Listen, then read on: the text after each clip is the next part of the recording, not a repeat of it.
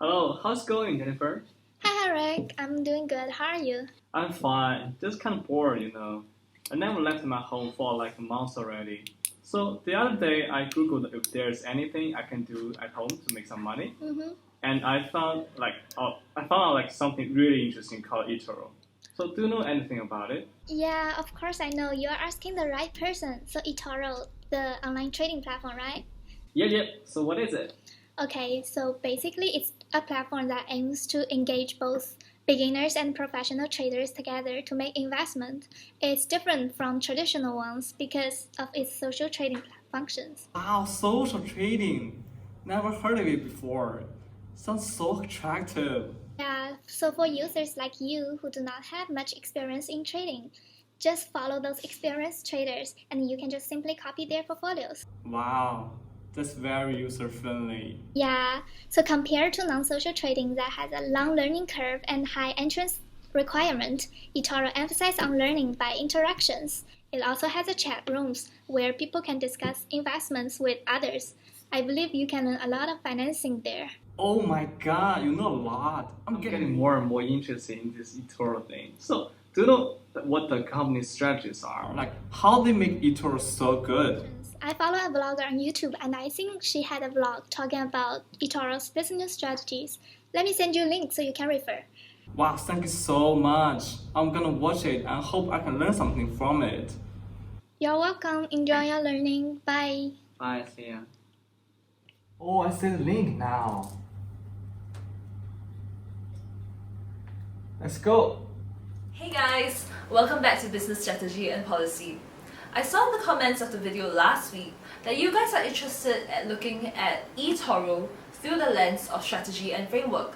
So that's what we're going to do this week. Let's get started.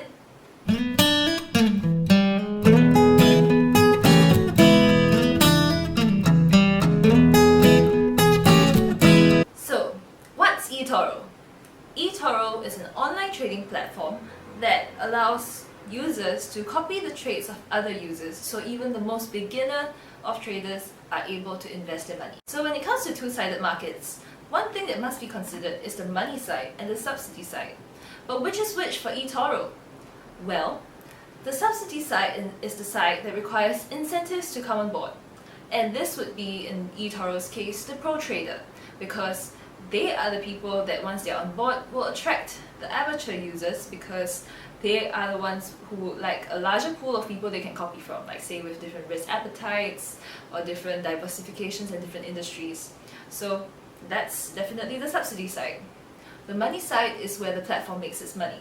So in this case, it would be the amateur investors which will come in an even larger quantity, because eToro makes money based on the ask-bid spread, which basically means the gap between the amount that's asked for the stock or share or whatever asset and the amount that's actually paid for it.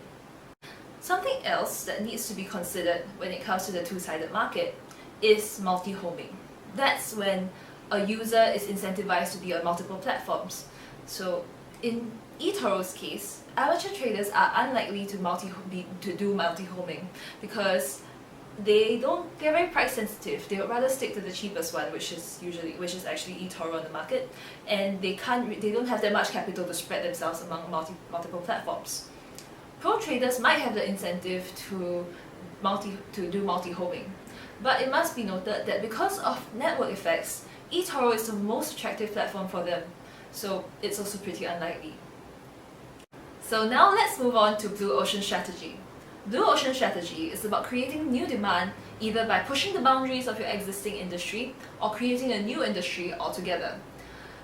In eToro's case, they have basically pushed the boundaries of their existing industry by including social trading, which is something that no other platform of equivalent platform has.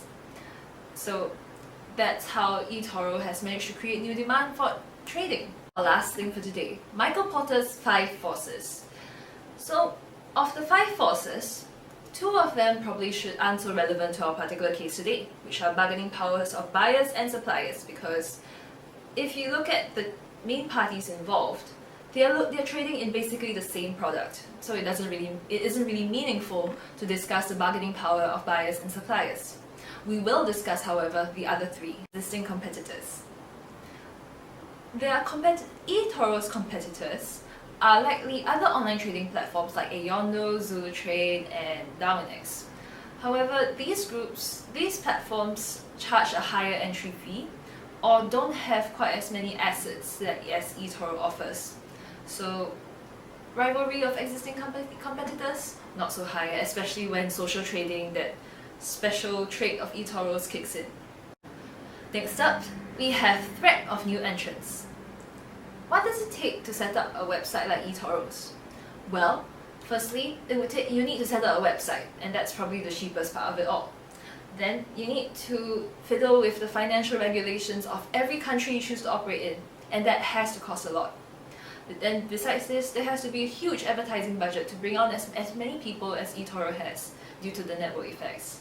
So, threat of new entrants, not particularly high. It's just really hard to get into the industry. Finally, let's move on to threat of substitutes. What are the substitutes in this market? Well, they are not the similar online trading platforms like ZuluTrade, etc. as mentioned earlier. They are the conventional financial products you find in more traditional markets. For instance, hedge funds or mutual funds, which would appeal to the amateur investor because you don't have to do much. You just need to put your money in a pool with other investors and money managers will take care of it. But it does have a prohibitively high cost of entry, especially if you're a price-sensitive amateur that doesn't really want to put that much money in yet. So, level of competition between them, there is some because there's some more trust afforded there, but overall eToro is quite safe. So that's all I've got to say about eToro for today. If you guys have any questions at all, feel free to leave them in the comments below and don't forget to like and subscribe. Thanks for watching. See you next week. Bye!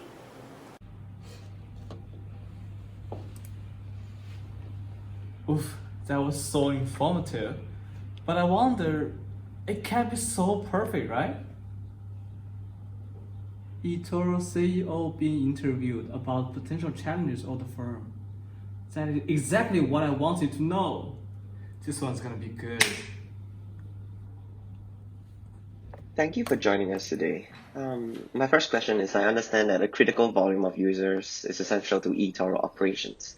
Are there any challenges you foresee in customer acquisition? Yes, you're right. A critical volume of users and network effects are very important to eToro's business.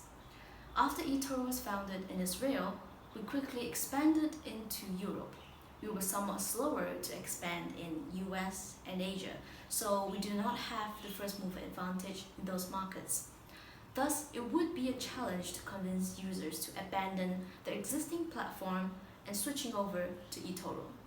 Moreover, social trading platforms are a relatively new concept, so comparatively, traditional trading platforms have been around for a much longer period of time and have built a reputation. This rapport with its users would generate trust with them. So if people perceive traditional trading platforms to be more trustworthy, that could be a potential hindrance for the user acquisition of eToro. Thank you for your response. Our second question is that the industry eToro is in is quite profitable and thus attracts many new entrants, potentially. How much of a threat are potential entrants to eToro? I believe you are referring to the social trading industry. eToro operates in a two-sided market. On one hand, there's the popular investors, and on the other, there's the regular traders who copy the trade of these popular investors. So potential new entrants would probably not be receiving the most friendly welcome because they might erode into eToro's market share. It's just business. And because eToro is a two-sided market, a new entrant could affect us to a disproportionately greater effect than traditional one-sided market might. Lastly, we see a gradual tightening of regulations with regard to cryptocurrency. Will eToro be challenged by the increasingly strict regulations? Yes, as I'm sure you know, eToro has the option to trade cryptocurrencies. And because social trading is still quite new, we don't face as many established stringent regulations by the various authorities in the countries that we operate in. And this is especially so for cryptocurrencies since It's a very new investment product. And globally, we have been observing a recent growing concern about cryptocurrencies and social trading platforms. We speculate that there will be increased regulations and that will likely restrict the movement of assets by users of eToro, which may result in the loss of users in the long run. But we will have to see how the situation evolves, and I'm quite confident that eToro can adapt accordingly. Hey Jimmy, how's it going? Everything's fine, but virus is like spreading around the city, and it makes me nervous. How about you?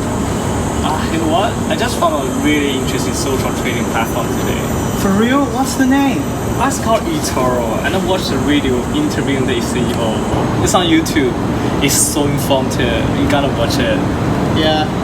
What's the video about? It's about talking the challenges eToro might have to face in the future. That sounds so interesting.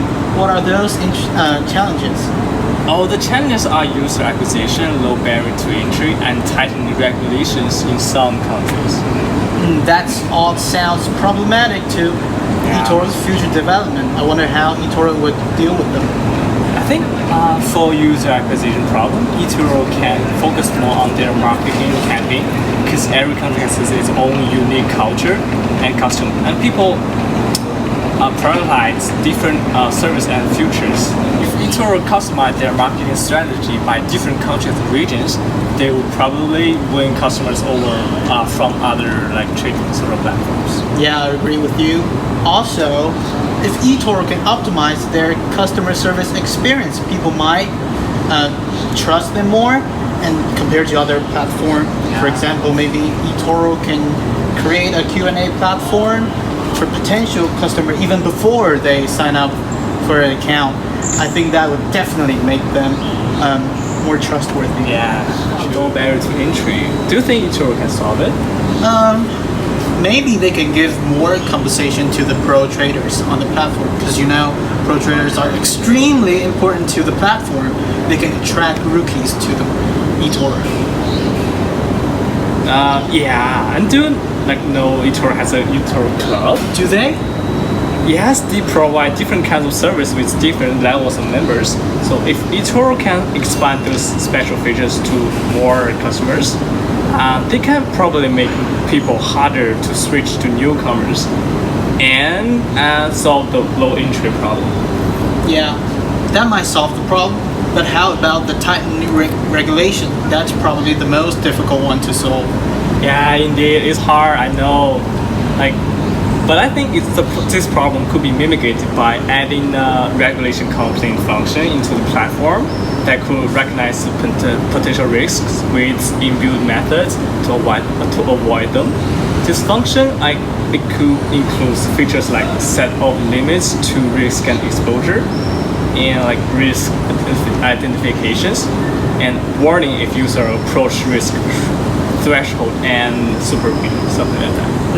That sounds like a great solution to the problem. Also, I have some recommendations to eToro's future developments. For example, adding bonds trading service to the platform. That should be manageable and easy to handle, for they already have a brokerage service already. And there are many websites providing that service right now, so I think eToro should catch up. Yeah, you're right. That will help eToro a lot. Sorry, I gotta go. I need to prepare for my final exams. So many exams and presentation reports due recently. Me too. Okay, good luck on your exam. Thanks, man. Yeah. See ya. Bye. Bye.